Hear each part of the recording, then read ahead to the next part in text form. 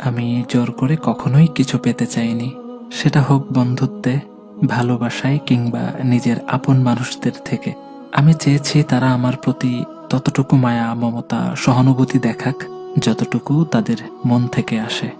আমি কেন জানি আমাকে দেখানোর জন্য নামমাত্র কিছু করলে সেটা দ্রুত টের পেয়ে যায়, বুঝতে পারি। এই অভ্যাসটা বোধহয় খারাপ।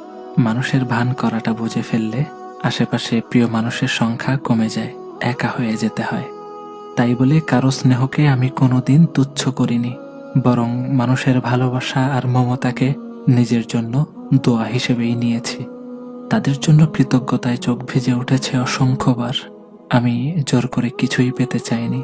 আমি চেয়েছি আমার আশেপাশের মানুষগুলো সত্যিকার অর্থেই আমাকে ভালোবাসুক, আমার মন খারাপের দিনে দুদণ্ড আমার পাশে থাকুক।